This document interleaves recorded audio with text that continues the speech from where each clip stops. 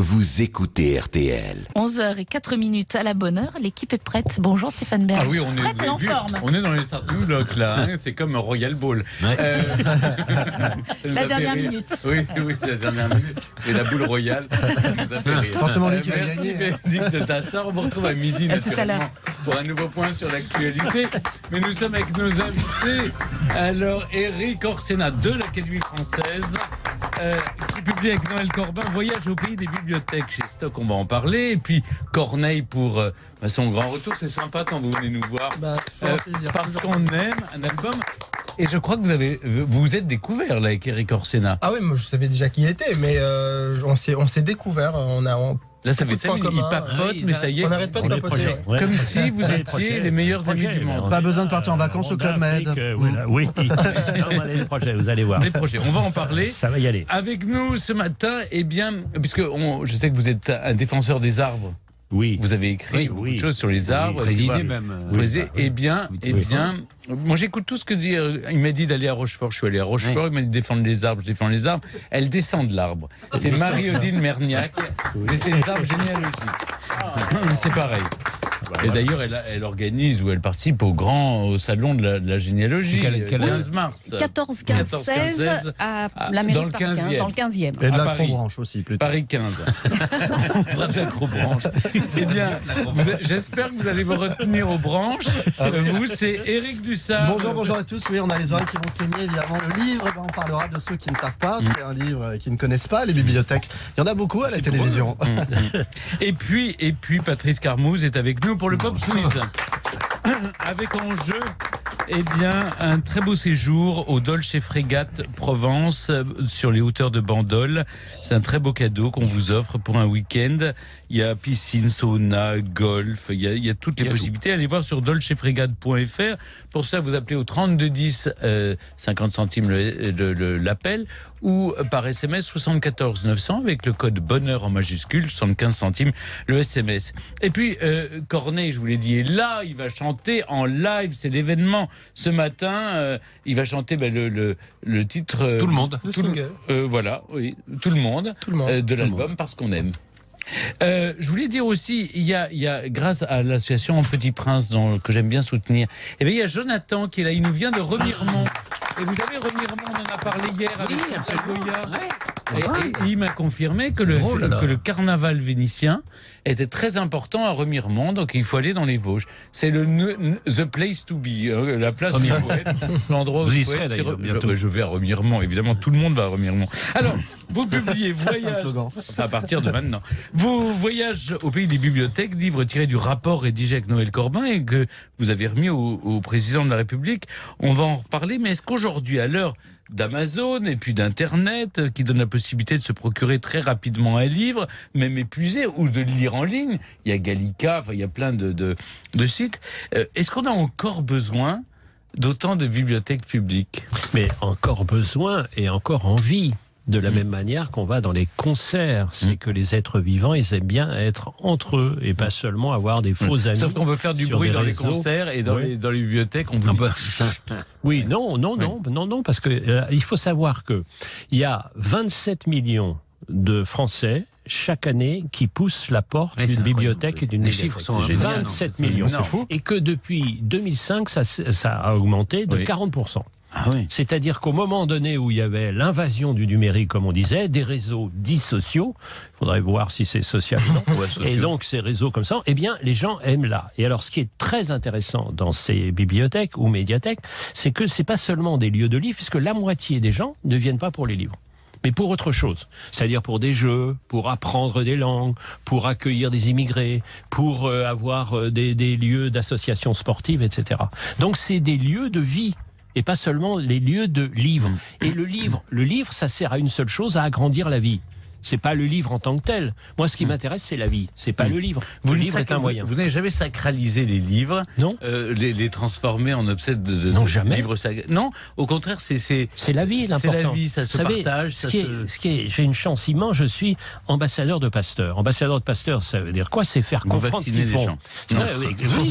C'est vrai, il faut dire que vous occupez le siège de Pasteur. Oui, j'occupe le siège de Pasteur. Enfin bon, vous avez fait un livre d'ailleurs qui était merveilleux. Essayer d'expliquer pourquoi je pose méfaits ce glorieux fondement. Oui. Et donc, essayez de voir. Et au fond, c'est la même chose. C'est-à-dire, Pasteur, c'est quoi? C'est essayer de soigner les gens.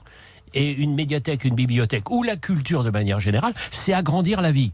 Donc d'un côté, c'est soigner la vie, d'autre côté, c'est agrandir la vie. La culture, c'est très simple. La culture, c'est l'inverse de la dépression. Hein, la dépression, ça veut dire qu'on a l'impression qu'on ne va jamais y arriver. Ouais. Et qu'on est trop petit qu'on est. Alors que la culture, c'est l'inverse. La culture, la chanson, on va le voir avec Corneille, c'est on est plus grand. Oui, on a le droit de rêver. On verra demain à Saint-Valentin, on a le droit d'aimer. Bah oui, on a le droit. Mais on a le droit de rêver. Il y aura des dépressions demain. Mais pourquoi pas vous? Ah bah il y aura des râteaux. On va poser une question parce mondial du râteau. Alors t'en fais vous êtes jardinier aussi. Il fait tout. Vous n'avez pas écrit un livre sur le nôtre aussi. L'intérêt avec d'autres gens, c'est pour ça que je suis écrivain, parce que vous prenez râteau, bon très bien. Mais moi, à partir d'un râteau, j'essaye d'en faire un best-seller. Vous cultivez. Je suis dans l'économie circulaire. Dans l'économie circulaire. Rien ne se perd. Rien ne se perd. Tout ce qu'on peut. Surtout pas les râteaux. Vive le jardinage amoureux. Et bien voilà, c'est Éric Orsena, notre invité. On va parler de livres avec Corneille également. Je vous rappelle, on est ensemble jusqu'à 12h30. À tout de suite. Vous écoutez RTL. 11h, 12h30. À la bonne heure. Stéphane Bern sur RTL. Corneille, j'avais une question. Quel lecteur êtes-vous? Vous lisez beaucoup? Je lis très peu, malheureusement. Ah oui? Ouais, en fait, j'ai beaucoup de livres. Et ce que je fais, alors, en l'occurrence, on a parlé de Dany Laferrière, c'est le seul écrivain que je lis.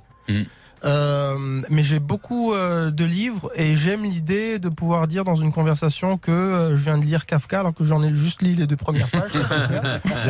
Et je me suis rendu compte que personne ne te pose une question profonde sur ta lecture. C'est-à-dire que tu peux dire que tu as lu Flaubert hier. Personne, ça paraît bien. C'est-à-dire que les gens qui posent la question ne l'ont pas lu non plus. Mais bien sûr. Mais on est le pays pourtant. Et c'est ce que Corneille, parce que moi j'ai posé des questions. Oui. Il va vous poser des questions sur Racine. Je ne lis pas. Pourtant vous écrivez bien. Mais j'aimerais super bien. Je lis. Non, en fait, je lis en diagonale. C'est ce que je fais. 2 pages en diagonale, ça va vite. Éric Orsena, vous faites ou le début et la fin d'un livre. Alors Éric fait à la fin du livre un rêve. Celui d'un pays de lecteurs. Ce pays, dites-vous, c'est le nôtre, c'est la France. Est-ce qu'il n'y a pas un peu de naïveté à croire que ce rêve peut devenir ou redevenir une réalité? Parce que avant la télévision, avant les réseaux sociaux, et j'entendais ce matin sur RTL, on me disait le nombre d'heures, 1500 heures par an occupées à... c'est-à-dire qu'on a le temps de lire 20 fois Proust. Vous imaginez le temps qu'on passe sur nos téléphones portables? Oui, mais la naïveté, ça fait partie de la vie, ça fait partie du rêve, ça fait partie de l'amour demain. Ceux qui vont fêter la Saint-Valentin, ils sont complètement naïfs. Donc c'est ça le cœur de l'affaire. L'espoir, c'est la naïveté. Donc moi j'assume complètement cette naïveté. Et je vais vous dire, il y a un truc complètement qui moi m'importe, c'est que on dit pouvoir d'achat. Donc évidemment pouvoir d'achat, évidemment des gens sont dans des situations dramatiques. Mais l'achat, c'est pas tout de la vie. C'est pour ça que je préfère ce que dit les gens de la CFDT, le pouvoir de vivre. C'est-à-dire, dans la vie, il y a l'achat, mais pas seulement. Et donc, il y a la qualité aussi. On peut aller à la bibliothèque. Et alors, il y a un autre point, c'est que quand vous prenez un film, vous consommez le film parce que le film, il est fait. Alors que quand vous lisez, c'est de la co-construction. Vous fabriquez votre film. Oui, et vous, Stéphane, Corneille, nous tous, et on ne voit pas le même film en lisant un livre. On ne voit pas le même film. Et d'ailleurs, on est souvent déçus quand le livre est adapté. Tout à fait. Et moi, il y a Bernard Pivot et sa fille qui ont publié un livre sur les livres qu'ils aimaient.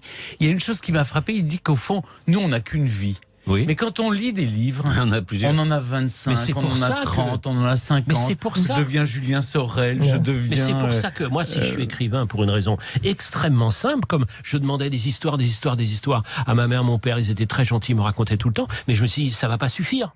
Et comme moi, j'étais dans une famille de très moyenne bourgeoisie, et je me faisais chier. Et donc je me suis dit, je vais m'inventer des vies.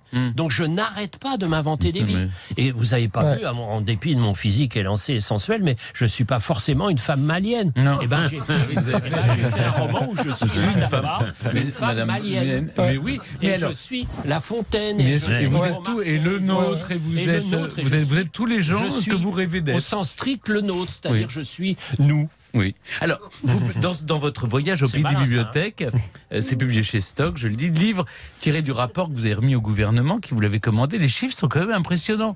7700 bibliothèques, 8000 points d'accès aux livres, 38 000 agents, 82 000 bénévoles. 6,5 millions de mètres carrés, soit 100 fois le musée du Louvre. C'est le deuxième réseau culturel en France après le cinéma. C'est 1,7 milliard de dépenses à la charge des collectivités locales. C'est-à-dire que vous dites que, au fond, ça marche quand même. Ça marche, mais de plus en plus, quand vous allez dans les bibliothèques un peu partout, qui ouvrent de plus en plus, il va y en avoir une formidable qui va ouvrir à Vaux-en-Velin. Vous allez à Brest, c'est incroyable. Il y a tous les âges. C'est le seul endroit où il y a tous les âges. Où il n'y a pas juste comme ça, les vieux d'un côté, les jeunes de l'autre, les moyens au milieu. Non, c'est qu'ils sont en même temps. C'est-à-dire un lieu commun, un lieu de Mais comment donner envie aux gens de lire? C'est la question qu'on se pose toujours. Le lire, c'est aussi des lieux, c'est-à-dire... Est-ce que plus de moyens, ça inciterait les gens à plus lire? Non, ouvrir plus. Ça va d'abord ouvrir les horaires vont être et ouvrir les lieux où il y a des livres. Ça y est, c'est décidé. Ça, c'est décidé maintenant. Alors, c'est grâce à vous. Grâce au président, parce que président, moi, je suis pas d'accord avec lui. En ce moment, là, je gueule pas mal sur pas mal de trucs. Mais là, oui, vous l'avez engueulé la dernière fois. Oui, non, mais un petit peu parce que. Vous n'êtes pas le seul. Non, parce que il me demande le rapport avec la ministre et je lui dis à un moment donné, je fais mon petite enquête dans 50 villes et je lui dis, écoute, tu me demandes de bien vouloir prier les maires de dépenser l'argent pour les bibliothèques, l'argent que tu viens de leur piquer. Donc il y a un petit problème entre les deux. Et c'est pour ça qu'il a ouvert un budget spécial, bien sûr, 8 millions, et qui a permis dès aujourd'hui, dans 230 villes, dont 60% de moins de 10 000 habitants, pour moi c'était absolument clé, important, bien sûr, tout à fait clé, d'ouvrir de plus de 8 heures, donc le soir et le dimanche. Et il y a 400 projets qui sont maintenant dans le fil, donc on aurait pu faire plus, mais alors ce qui est marrant, c'est qu'il y a des gens qui disent on fait trop, parce qu'on bouscule un peu le métier des bibliothécaires, et puis évidemment, il y en a d'autres qui disent qu'on fait pas assez. Et alors c'est marrant parce qu'il y a une drôle d'addition entre ceux qui disent qu'on fait pas assez, c'est généralement qu'on fait bien. Ça veut dire qu'on fait bien. On va retrouver Éric Orsena, mais surtout le live de Corneille dans un instant. Eh oui, tout le monde. Vous écoutez RTL. C'est l'heure du live d'À la bonne heure sur RTL. Et oui, c'est l'heure du live dans la bonne heure. Et d'ailleurs, si vous voulez le suivre sur le compte Facebook de l'émission, le live Facebook, vous allez le retrouver. Alors, on reçoit Corneille. Bon. C'est pas celui des livres, je vous le dis, c'est le chanteur. Il n'a pas pu se libérer exceptionnellement. Il peut plus se libérer. Qui interprète Tout le monde, extrait de son nouvel album Parce qu'on aime, qui sort vendredi prochain. Mais comme c'est un garçon fidèle, loyal, gentil, il est venu d'abord dans La Bonne Heure nous le présenter. On le retrouve maintenant. Voilà. Corneille.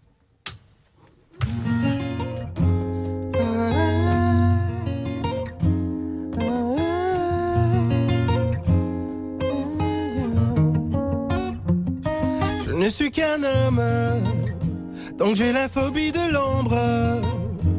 Je m'indigne de tout et peu de choses sont de ma faute. Le problème c'est les autres, et pendant que ma sagesse résonne, un enfant meurt dans les mines du Congo. Sur mon iPhone je raconte le monde, yeah. Mes amis, face au dilemme de mon ego, je n'ai pour réponse que je t'aime. On est tout le monde et personne en même temps. On rêve le monde, on le déchire en même temps. On est tous à la chasse au bonheur de l'instant. Je fais comme toi, tu fais comme moi. On a ce qu'on nous donne et le reste on l'apprend. On est fait de prières et de neveux, d'enfants. On est fait d'hier, tous prisonniers du temps. Mais qui est comme toi, qui est comme moi? Personne. Et tout le monde, je ne suis qu'un homme, donc j'ai la phobie du vide. Pour ne pas disparaître, j'ai fait des enfants Je vise l'éternité, je suis généreux, un généreux égoïste. Dis-moi merci ou je t'enlève de ma liste. Je peux t'aimer sans condition, juste reconnais que j'existe. Mes amis, face au dilemme de mon ego,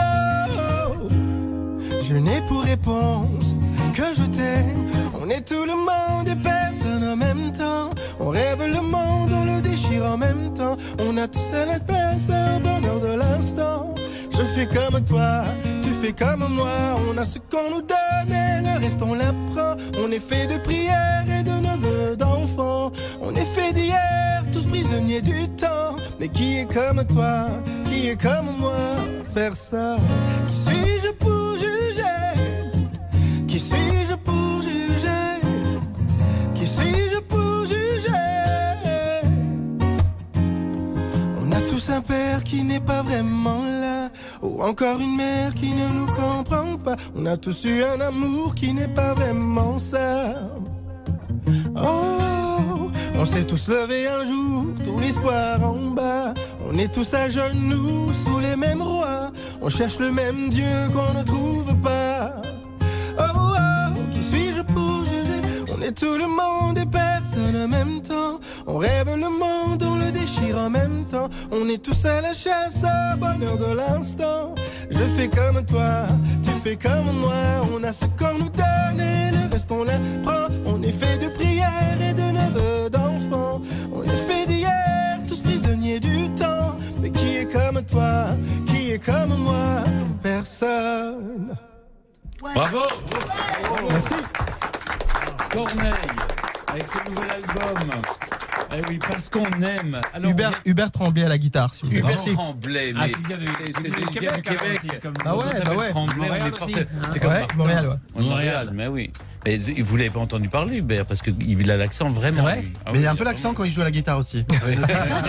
Alors, c'est l'accent de la bonne musique. Ce que je vous propose, c'est de se retrouver dans un instant, le temps que vous repreniez votre souffle. Et nous aussi. Même pas.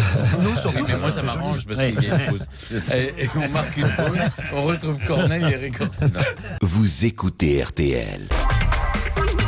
11h, 12h30. À la bonne heure. Stéphane Bern sur RTL. Et toujours avec Eric Orsena pour son voyage au pays des bibliothèques chez Stock avec Noël Corbin et Corneille qui vient, on a entendu tout le monde. Vous dites c'est une chanson qui vous a été inspirée, je vous cite, par votre propre hypocrisie. Et justement, je crois que vous en avez parlé avant l'émission, parce qu'il y a un hasard incroyable. Alors racontez comment est née cette chanson, et Eric Orsena va vous raconter maintenant ce qu'il a prévu de faire. Je m'apprêtais à fustiger sur Twitter, j'allais m'indigner sur Twitter par rapport à l'exploitation des enfants dans les mines du Congo. Le cobalt. Le les mines de cobalt, parce que en fait, ce matériau sert à la fabrication de nos téléphones portables. Il est indispensable à la fabrication, pas seulement des téléphones portables, de toutes les batteries à haute performance, donc les voitures électriques aussi. Et c'est là que ça devient. Et donc je m'apprêtais à tweeter, je me suis dit je vais le faire sur mon iPhone, ça n'a absolument aucun sens. Alors quel serait l'acte activiste ultime? C'est de prendre tout téléphone intelligent, tout iPad, et foutre tout ça au micro-ondes. Oui. Alors forcément je l'ai pas fait parce que surtout que le micro-ondes. Et le micro-ondes et mon iPhone me sont quand même bien pratiques. Ça va exploser. Et là je me suis dit devant l'impossibilité de réellement changer, je me suis dit non seulement je fais partie du problème, j'en suis un peu victime, mais j'y contribue. Je contribue à cet appareil de surconsommation et je ne suis probablement pas prêt d'arrêter, je peux réduire au mieux. Et donc là je me suis dit peut-être ce qui nous reste, le seul activisme concret qui nous reste, c'est trouver un peu d'amour en nous et en donner aux autres au mieux.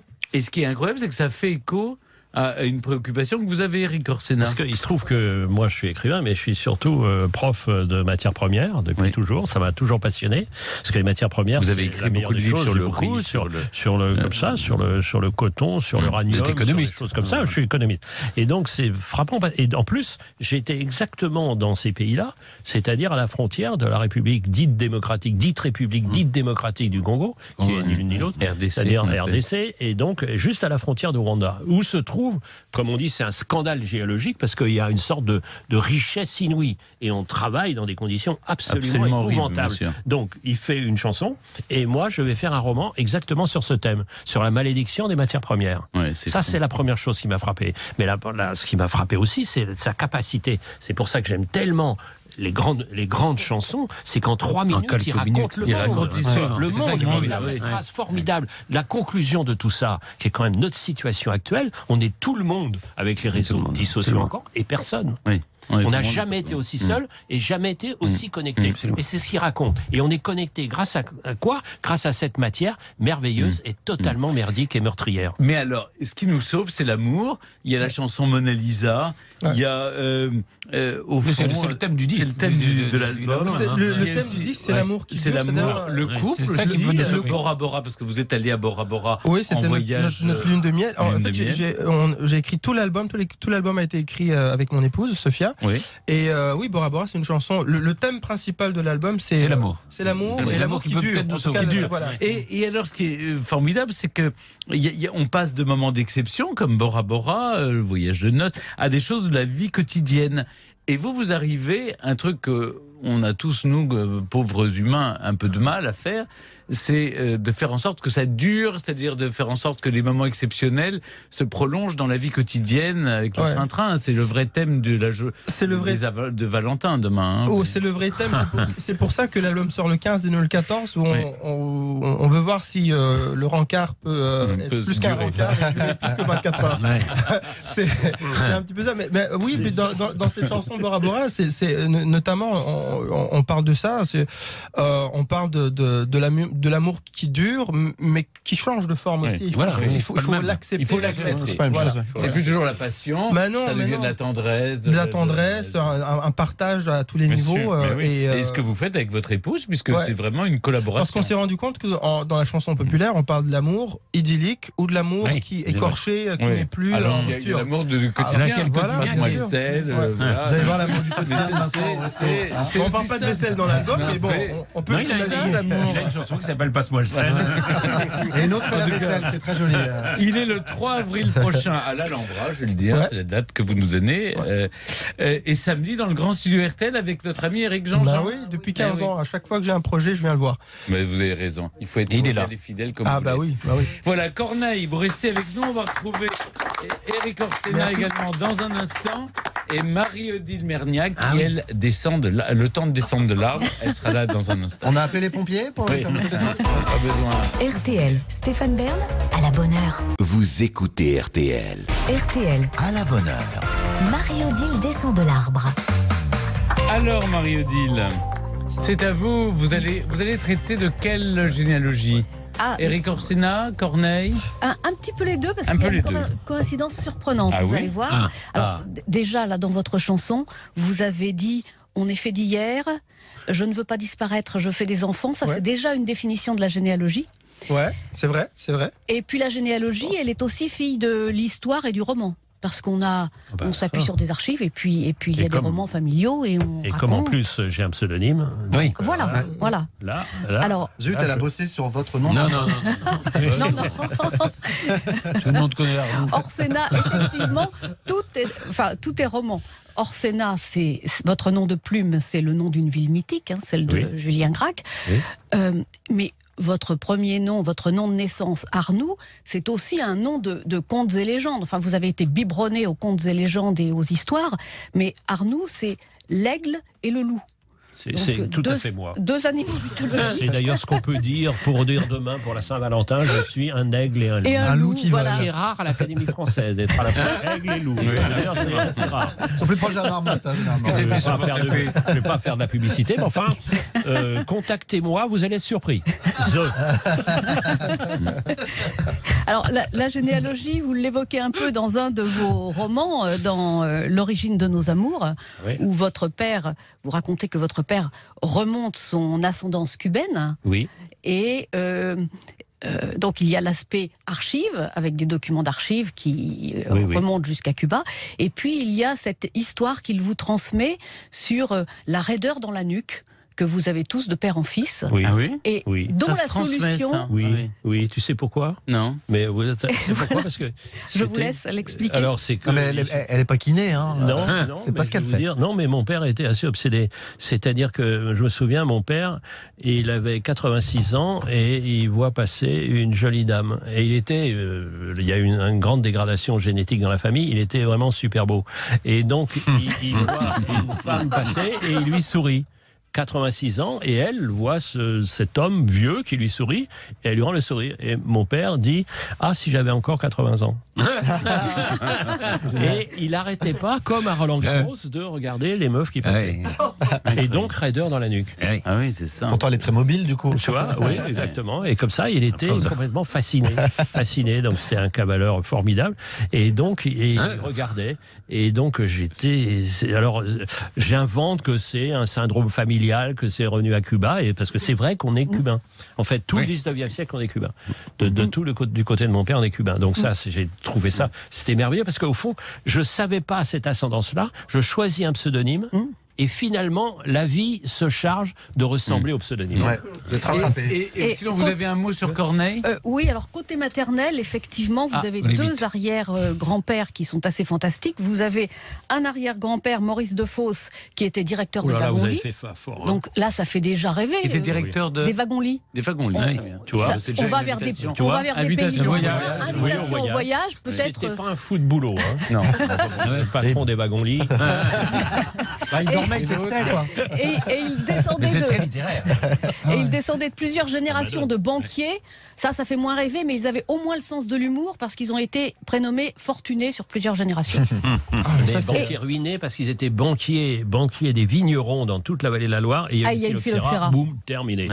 Donc voilà. Et sinon, le lien entre vous deux, c'est votre autre arrière-grand-père, le premier luxembourgeois à s'installer à Paris et qui se prénommait Corneille.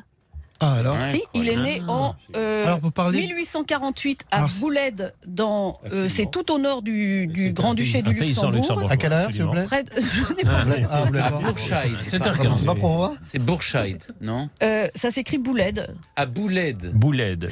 C'est dans l'ouest, dans les Ardennes. Dans les Ardennes, tout au nord, près de la frontière belge. Oui, exactement. Alors vous avez peut-être des racines communes. C'est incroyable le lien que vous venez d'établir entre le pseudonyme et les vies de ceux qui les portent. Parce que moi, à l'âge de 7 ans, je venais d'arriver en Allemagne, et moi, à la naissance, je m'appelle Cornelius. Et je ne parlais pas français, je ne connaissais ni l'écrivain, ni l'oiseau. Et tous mes amis à l'école avaient des petits noms à 2 syllabes, catholique, Roger, Jean, tout ce que tu veux. Et Cornelius, c'était de sa tranchée. Donc j'ai commencé à écrire sur mes cahiers de devoirs Corneille. J'avais 7 ans, je ne parlais pas français. Et je commençais à écrire Corneille, et mes parents m'ont laissé faire. Ils m'ont dit, on va laisser faire le pauvre petit Cornelius à l'école primaire au Rwanda, c'est chaud. Et je suis devenu auteur-compositeur en France. Et il y a à peu près quelques années, il y a 2-3 ans, j'ai écrit une autobiographie que j'ai écrite moi-même. Et j'ai réellement pris la piqûre à l'écriture. À un moment donné, je me suis dit, mais pourquoi j'ai choisi ce prénom? Et pourquoi Corneille? Pourquoi Corneille? J'aurais pu... La destinée des prénoms. Ça existe. Dingue, les prénoms nous prédestinent. Vous le saviez, ça? Bah non. Eh bien, je vous le dis. Les prénoms nous prédestinent. Et Corneille, ça veut dire homme à la voix forte. Et ben voilà, il chante. En plus. C'est quoi l'étymologie de... Corneille, c'est latin. C'est donc Cornelius. Cornelius, c'est latin, ouais, c'est ça. L'ancienne forme. Et ça veut dire homme à la voix forte. Oui. Et votre ascendant, c'était Corneille-Baudet. Et Baudet, ça voulait dire messager de Dieu. On va faire passer votre téléphone portable, ils vont vous appeler. Pasteur. La consultation se fera. C'est 50 € en privé. Mais ce qui est formidable, c'est exactement, la bataille de Stéphane, c'est-à-dire que c'est notre patrimoine personnel. C'est-à-dire le patrimoine, il n'est pas simplement national, pas collectif. Il y a un rapport de chacun à ce patrimoine-là. Et qui le nourrit et qui est porté par lui, développé par lui, qui engendre notre colère et tout ça. C'est notre histoire. Eh bien, on va se retrouver maintenant. On va continuer à faire de la généalogie hors micro, mais là, nous, on se retrouve dans un instant. Vous écoutez RTL. À la bonne heure. Stéphane Bern sur RTL. Et nous sommes toujours avec Éric Orsena pour Voyage au pays des il fait ses secs, là, puis il revient. Il fait sa compta. Va lire un livre. Va lire un livre. Voilà, c'est le slogan. Ah oui, c'est d'accord. publié chez Stock. On va en lire plusieurs même. On peut en lire plusieurs parce qu'on change de vie à chaque livre. Et puis, Corneille avec nous pour son nouvel album. Alors, on a un jeu pour vous. C'est ce que j'appellerais le jeu de la première phrase. C'est le jeu de longtemps, je me suis couché de bonne heure. Vous connaissez ce jeu longtemps, je me suis couché de bonne heure? Non, mais On dit la première On dit la phrase. première Ça, phrase. c'est- Vous savez d'où ça sort? Oui. Longtemps, je me suis couché de bonne heure, Éric Orsena. C'est question du temps, non? Oui, ben c'est Marcel. Marcel On est Proust. tous en Marcel. Voilà. Alors gagner maintenant, le jeu, je hein. vous donne des premières phrases, vous me dites d'où ça sort. J'appartiens à l'une des plus vieilles familles d'Orsena. Oui, Rivage des Sirtes. Rivage des Sirtes. C'est là que de vous avez Julien trouvé Gracq. C'est là que vous avez exactement. trouvé votre nom d'écrivain. Exactement. La petite ville de Verrières peut passer pour l'une des plus belles de la Franche-Comté. Stéphane Bern. Non, il n'y a pas de piège, Corneille. Alors, Un grand écrivain. grand écrivain français du 19e siècle. Très napoléonien. Balzac, Flaubert. Non, un ou l'autre. Comme ça. L'autre. L'autre, Zola. Non, Non, Stendhal. avant. Stendhal. Ah, Stendhal. C'est le oui, rouge, Le Stendhal. rouge et le noir. Le rouge et le noir. En rouge Ça et commence noir. là. Mais oui, En ça rouge commence et à noir. Verrières. Oui. Ah oui. Masse et voilà. Jeanne Masse. Jeanne Masse et Allez Stendhal. chercher le lien entre. C'est la première fois entre Jeanne Masse et Rouge et Stendhal. noir. C'est toute première fois, autre tube de Alors, Jeanne Masse, là, on bravo. va partir plus à l'est. Les familles heureuses se ressemblent toutes. Les familles malheureuses sont malheureuses chacune. Alors, Ada Nabokov. Pas loin. Pas Non, loin. c'est un peu avant. Comme ça. un peu, on est dans le Oui. même pays, Oui. mais c'est Tolstoï. Tolstoï. Ouais. Alors, si, parce qu'il a repris la même chose. Oui. Alors Anna Nabokov, Karenine. Nabokov a repris le début d'Anna Karenine. Voilà. J'allais le dire. Alors là maintenant, bon, il y a des plaisanteries aussi. Donc on va écrire. Stéphane, ça a continué comme ça ou Oui. parce que je vous ai Malheureusement, dit oui. que je lisais les premières, les dernières pages. Donc si justement, les réponses mais non, sont entre les deux, moi je. Oui, Non, il c'est la suffit- première il suffit ligne. de lire la première ligne. Ah non, justement, c'est la première ligne. Enfin, faut s'en souvenir. Mais c'est encore. pour vous qu'on a fait le jeu. On a parce fait le que jeu vous pouvez parce que- gagner. Ah ouais, non, mais là, Bon. vous parlez de la préface ou du. Non, la première ligne, ça a débuté comme ça. Ça a débuté Ah comme bah ça ça. c'est Parce facile. que pour moi, Facile. la première page, c'est C'était la Voyage. couve. Céline. Céline, voyage au bout de la nuit. Bravo. Céline. Grégory Skripov ralentit imperceptiblement le rythme de ses coups de rein, régulier comme le balancement d'un métronome. Ah, C'est Dostoïevski. Là c'est chaud là. Ça, c'est chaud. Mais comment vous avez Dostoïevski. trouvé mon orthographe Gérard les écrivains russes. Devilliers, SS. le gardien d'Israël.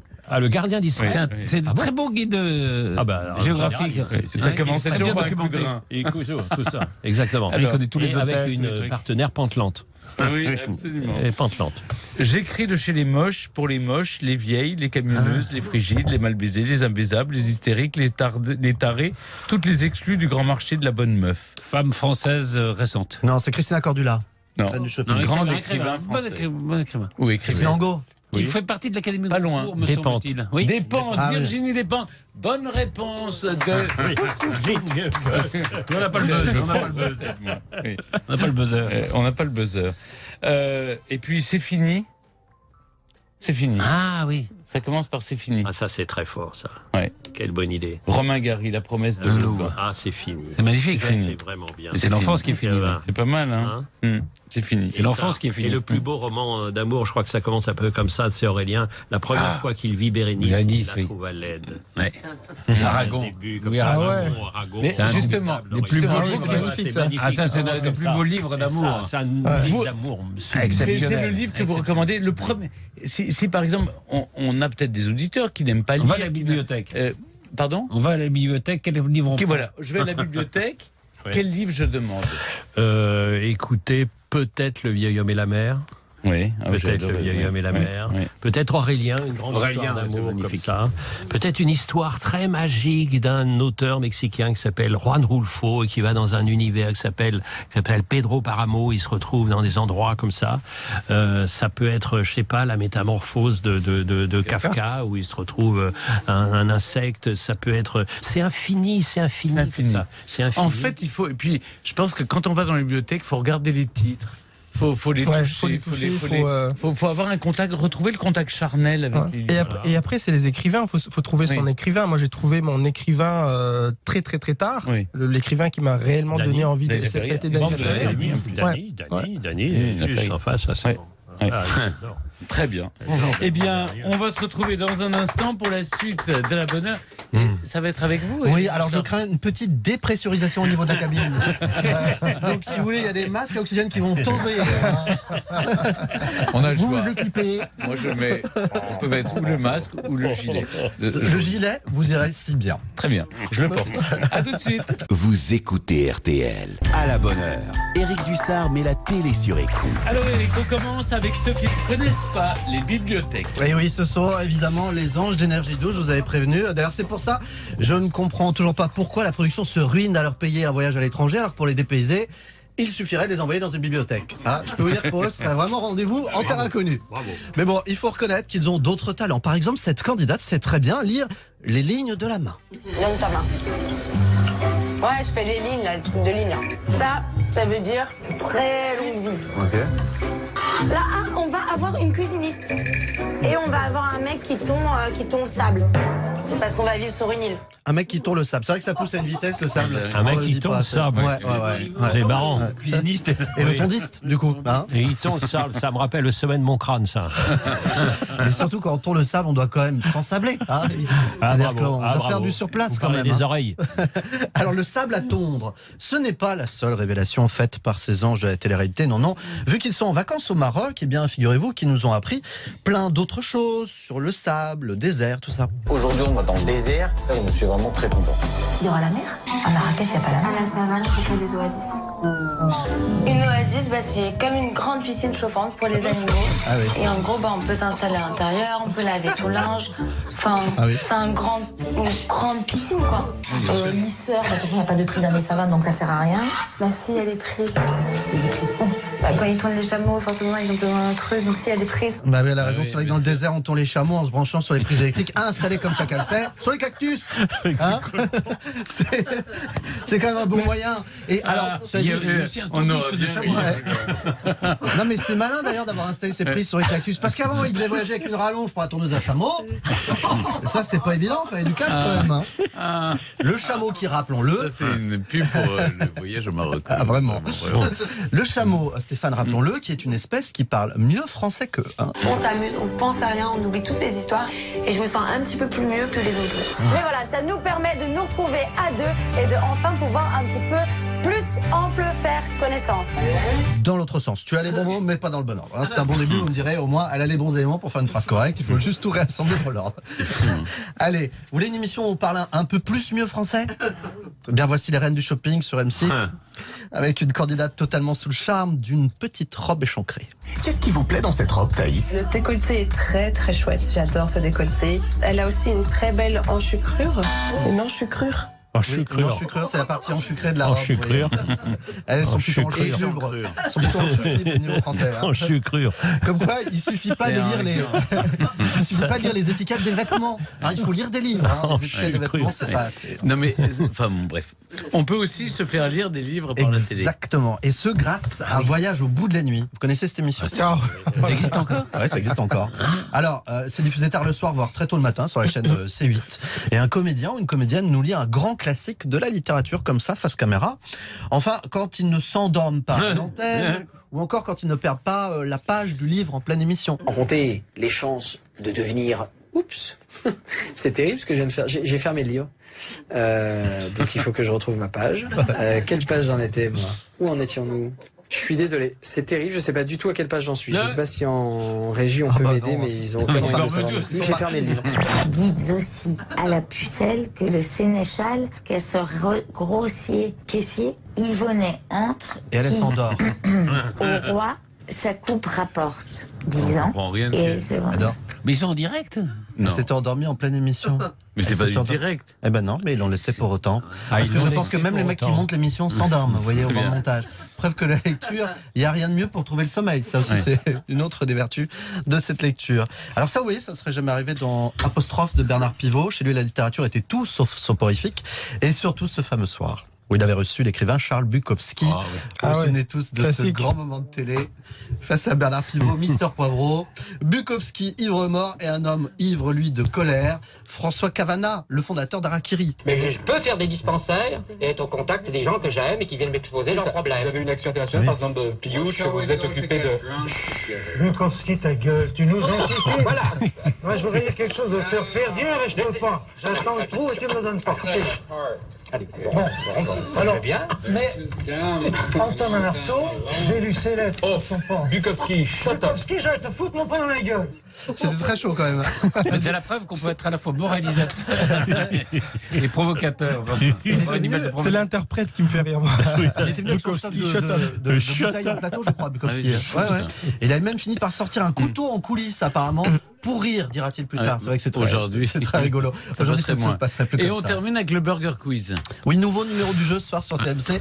Alors, je ne sais pas en revanche s'ils auront encore le même sponsor que la semaine dernière. Burger Quiz vous est présenté par... On ne va pas tourner autour du pot. Depuis 27 ans, chez Benalla, nous récoltons et distillons les plus beaux mythos, les bobards les plus croquants, du pipeau, du crack et de la merde dans une mousse somptueuse pleine de bullshit. Benalla, la pâte à tartiner des conneries. Benalla, un produit Macron. Il n'y a pas à dire. Alain Chabat est la preuve que 30 ans d'expérience font toujours la différence. Hein. Très très drôle. En revanche, ce qui est plus... Merci Eric Dussard. Ce qui est plus inquiétant, c'est qu'avant, quand on ne savait pas, on était un peu gêné. On disait non, je ne sais pas. Maintenant, on est fiers. On revendique. Fiers parce qu'autrement, ceux qui lisent, ceux qui savent des choses, ceux qui savent qui ont l'audace de croire que voilà, la Terre tourne autour du Soleil, ça appartient à l'élite. Donc il y a un rejet des élites et donc un rejet de tout. On dit n'importe quoi. Et moi, je reçois régulièrement des menaces parce que je pense et je continue à croire que les vaccins, ça sert, c'est utile et que les gens qui sont contre les vaccins, mais c'est le complotisme, bien sûr. Voilà, mais les vaccins, Salintello est devenu une insulte aujourd'hui. Voilà, exactement. Voilà. Eh bien, on va retrouver, nous, on aime bien le recevoir, Eric Orsena de l'Académie française, Voyage au pays des bibliothèques et Corneille. À tout de suite pour la suite de la bonne heure. RTL Grand Soir, Christophe Paco.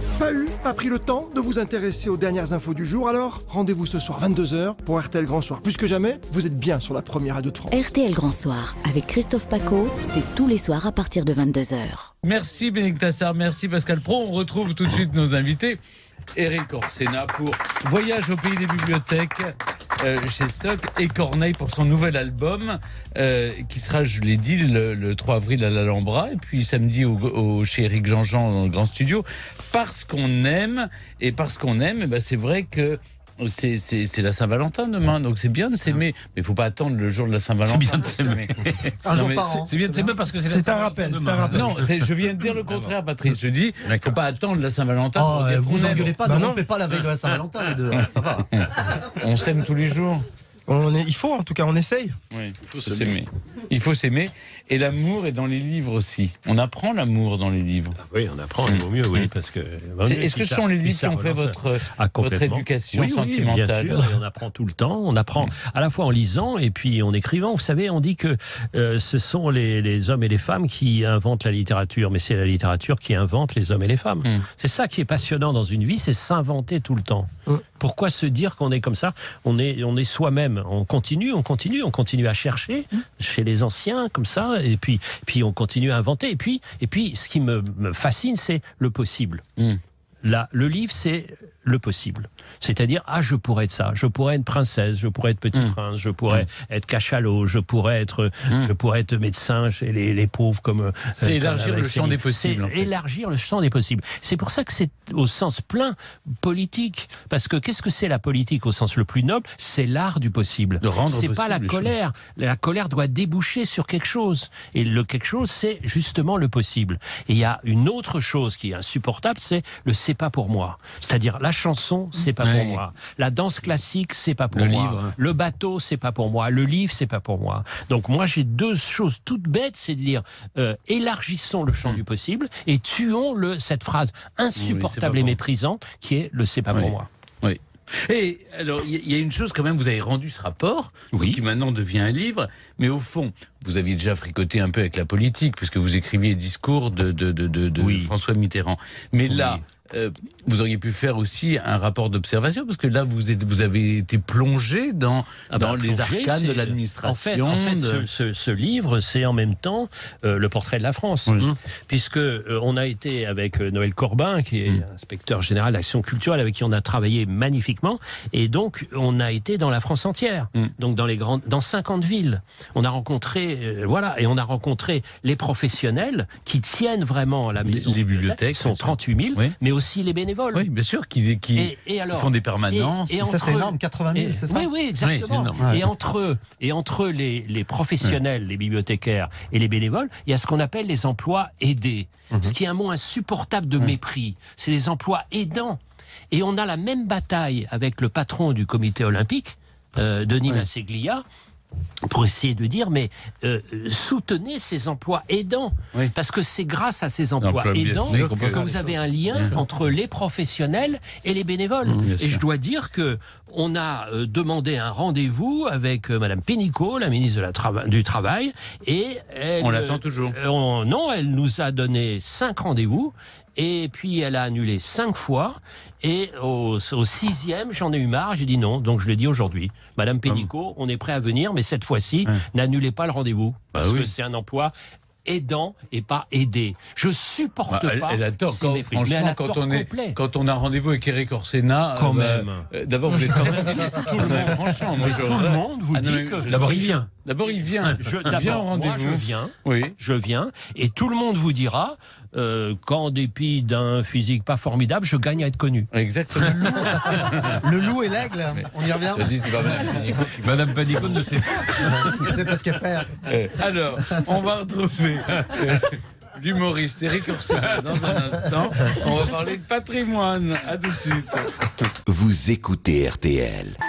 Douce France, RTL à la bonne heure. cher pays de mon enfance, Souvenir d'enfance. bercé de tendre insouciance. Il vaut mieux s'adresser au bon Dieu qu'à ses saints. Je ne dis pas non, mais là n'est pas mon dessein. À votre avis, pourquoi est-ce qu'on a mis cette chanson? Est-ce que vous allez nous parler de Saint?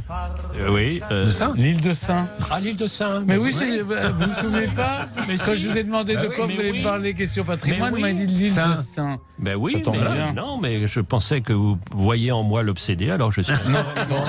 Ça marche. Alors, c'était plutôt nous les obsédés. Non, vous êtes un saint, S-A-I-N-T, mais l'île de Saint, évidemment, c'est écrit comme un saint. Exactement, parce que c'est une histoire formidable, c'est un petit caillou comme ça, avec des histoires juste à l'extrême ouest, et je me souviens... Ça va peut-être vous intéresser. Certainement. C'est que j'ai fait un jour un reportage, un documentaire sur la France. Et j'ai demandé au gardien de phare de l'île de Saint s'il se sentait français. Et il m'a dit, mais je me sens sénan, c'est-à-dire l'habitant de l'île de Saint, je me sens breton, je me sens français, je me sens européen, et je me sens planétaire. Et je me sens seul aussi. Et c'était ça qui me fascinait, c'est toutes ces identités emboîtées. Oui, moi je me sens mal. Premièrement. Et deuxièmement, ce qui me fascine dans l'île de Saint, c'est cette histoire de juin 40. Bien sûr. Où ils s'en vont comme ça, à l'appel du général de Gaulle. En juin 40, ils s'en vont. Et il y a cette phrase, une des plus belles qui soit, qui montre la force d'une minorité agissante, il y a tous ces gens qui viennent d'arriver, enfin peu d'ailleurs, qui viennent d'arriver en juin 40 et pour rejoindre le général de Gaulle, alors que la France est envahie, et le général de Gaulle s'adresse aux représentants de Saint, et en ce moment, il dit, vous êtes le quart de la France. C'est beau. Hein. Oui. Et ils sont 10. Ils étaient 10. Ils étaient 10. Mais ce qui est incroyable, c'est pas là que François Hollande est allé commémorer. Ah et si, il a plu comme vache qui pisse. Il a plu. Comme pour tout son mandat, je vous rappelle. Non, mais c'est depuis qu'on a fait un énorme effort pour la technologie française, c'est quand on a offert des parapluies. Oui, mais il avait refusé, c'était assez dit. Non, il s'est très dit. Il a plu sur lui. Il parlait des résistances. Et on a vérifié, ce qu'on a vérifié encore maintenant, c'est que François Hollande n'est pas soluble sous la pluie. mais vous connaissez son nouveau job, il est bâton de sourcier maintenant. On l'utilise pour trouver de l'eau un peu partout. Arrêtez. Et vous savez, il sort la suite de façon livre. C'est incroyable. Ça n'a pas pris l'eau pour le coup, ça a été un best-seller. Bien sûr. Mais incroyable. Oui, il n'a pas pris l'eau. Donc l'île de Sein, mais qu'est-ce qu'il y a à voir sur l'île de Sein? Il y a à voir des gens d'abord qui sont là. Il y a des choses à visiter. Il y a des choses à visiter. Il y a ce musée de la Libération. D'accord. Et puis il y a des gens qui sont dépourvus de tout ce que nous avons de superflu. Donc ils s'affrontent comme ça à l'extrémité. Face aux éléments. Vous dites, alors j'ai une question de sémantique, vous dites, on est sur l'île ou dans l'île étant donné que je crois que le sommet c'est à peu près 12 mètres et que la marée haute c'est 10 mètres, donc il vaut mieux être juste sur l'île. On est vite sous l'eau. Et il y a une vaillance formidable, je salue tous mes amis, Spindeck, Brigitte, etc. Il y a des très bien. Vraiment, on y va comment? Je fais un bien sûr, non, mais c'est personnel. On y va comment? Quand les gens vous disent en bateau. Vous savez, il y a un truc qui s'appelle un bateau. Un bateau. C'est en face de la pointe du Raz, comme ça. Il faut préciser et ça bastonne assez. Oui, ça. Quand on arrive. Voilà, on a un peu le mal de Non. Voilà. Vous êtes écrivain marin? Oui, je suis écrivain marin. J'ai un dernier mot, mais parce que là, il y a Patrick Bruel qui n'a pas eu le temps, sinon il ne va pas avoir le temps de chanter. Mais juste un mot. Vous êtes sur Paris, ça vous choque ou pas? Oui, sur Paris. Et à midi, vous êtes sur un vin. Sur Paris. Sur Paris, comme j'ai pas assez de moyens pour avoir un hélicoptère, je suis pas sur Paris. On est d'accord. On dit, c'est vous le sur Paris, c'est sur la Tour Eiffel, ça fait quand même mal au derrière. Oui, mais les gens disent, de tel jour d'ailleurs, je suis sur Paris. Non, je suis pas sur Paris. Non, sinon ça fait mal. C'est mal. Enfin, ça fait mal. Moins élégant qu'autre chose. Voilà. Oui. Voilà. Comme dire, au lieu de dire je pars à Bordeaux, c'est pas agréable de dire je pars pour Bordeaux. Parce que ça veut dire que la langue française, vous savez, c'est ça un patrimoine aussi. Vous écoutez RTL. RTL. Et le voyage en solitaire, nul ne l'oblige à se taire. Puisque vous partez en voyage, puisque nous nous quittons ce soir.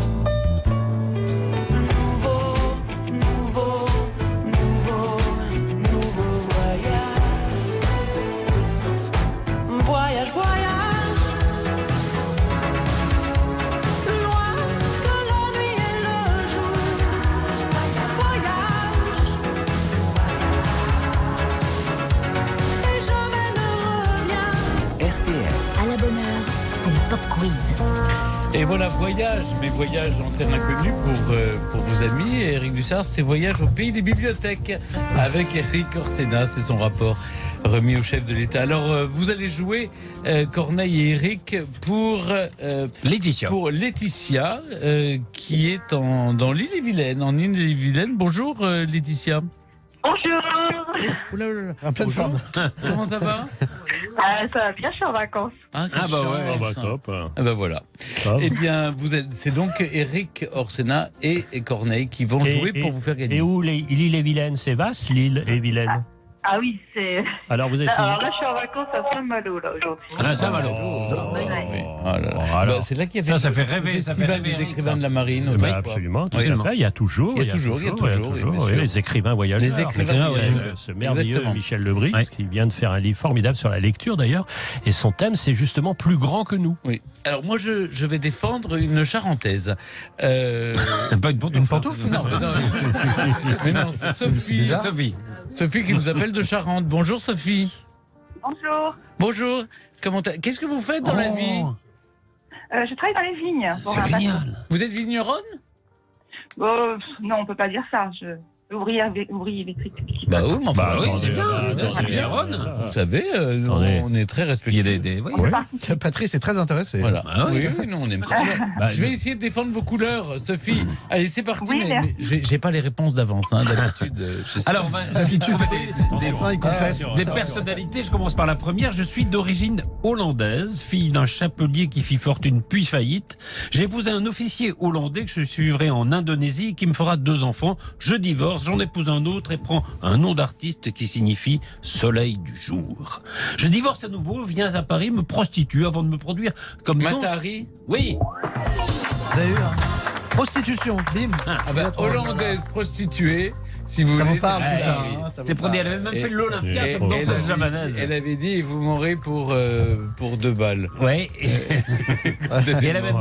Elle a même dit, quand on l'a exécutée, parce que c'est très tôt le matin, elle a dit, qu'est-ce que c'est cette manie des Français de se lever à l'aube? On est désolé, il est vilain. Mais c'est pas fini. On va essayer de faire mieux, mais il est trop fort. Alors là, on va chercher il est trop fort. Un personnage qui est un personnage de fiction. Je suis d'ailleurs un des rares personnages de fiction à avoir publié mes mémoires. J'y raconte notamment ma petite enfance dans le Loiret, les études de médecine que j'entreprends jusqu'à la mort de mon père qui m'oblige à trouver un travail. Maigret. Oui. Ça a été vite réglé aujourd'hui. Oula. Bravo. Là, vous avez deux descendants luxembourgeois qui s'affrontent violemment. Là, c'est Luxembourg contre Luxembourgville. J'en profite parce qu'on les fera peut-être gagner un de ces jours. Les éditions Omnibus ont eu la très bonne idée de republier tous les Maigret. Tous les Maigret sont republiés chez nous. C'est formidable. Maigret, c'est formidable. C'est le père de Modiano, parce que Maigret, c'est extraordinaire. 2 lignes, vous y êtes. On y est. Bon, c'est ce qu'on appelle l'évocation. Il y a des partages. L'évocation. On n'a pas dit que c'était Simon. Alors, attention, soyez très très. Alors, il faut deviner qui chante une chanson qui parle d'histoire, mais.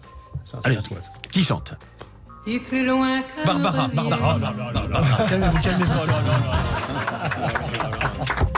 Ah oui, là, il est trop fort, là. Mais non, c'est pas ça, les premières. Non, mais c'est clair. En plus, je l'ai vu, moi, la plus belle histoire d'amour, c'est vous, et tout ça. Est-ce qu'il y a des questions qui concernent des gens qui sont nés après les années. Non, ça, comment on fait? Il n'a jamais fait comme ça. Alors attendez, je rassemble mes idées. Donc, c'est Sophie qui. On va dans Sophie, vous allez pouvoir abandonner vos vignes quelques jours. Ah, c'est génial. Vous êtes super. Voilà, pour partir sur les hauteurs de Bandol, au Dolce. Bah oui, vous pouvez faire du golf, il y a un spa, il y a des piscines intérieures, extérieures, enfin bref. Et il y a des vignes aussi. Alors là, ne perdez pas la main, vous pouvez il y a un très bon restaurant. Il y a un très bon restaurant gastronomique, il y a une toque au Goemio, enfin vous allez vraiment. C'est vraiment bien. Alors, c'est génial, je l'adore. Il est vilain. C'est Laetitia. Qu'est-ce qu'on fait? Laetitia. Alors, moi, je vois qu'une seule chose à faire. Oui. Je vous propose d'envoyer à Laetitia une part vos livres dédicacés à Laetitia. On a aussi le voyage au pays de la bibliothèque. On a aussi La Fabrique du Neuf. La Fabrique du Neuf, c'est l'autre livre chez Laetitia, vous allez être folle de joie. Voilà, elle va être folle de joie. Laetitia, c'est et Corneille va vous dédicacer son album. Ah, ça, c'est beaucoup mieux, Laetitia. Voilà. Ah, c'est vraiment bien. Comme ça, vous êtes. Et rendez-vous en juin à Saint-Malo pour les écrivains voyageurs. Merci à toutes les deux de votre fidélité. On retrouve nos invités dans un court instant pour la suite de la bonne heure. Merci beaucoup. Vous écoutez RTL. 11h, 12h30. À la bonne heure. Stéphane Bern sur RTL. Merci Eric Orsena, Voyage au pays des bibliothèques chez Stock. Merci Corneille pour votre nouvel album. Voilà, parce qu'on aime, le 3 avril à l'Alhambra et chez Eric Jean-Jean samedi. Demain, nous serons avec Christian Vadim et Mélanie Page pour la pièce Le jeu de la vérité. Ils diront tout. Bonne journée à l'écoute d'RTL. Vous écoutez RTL.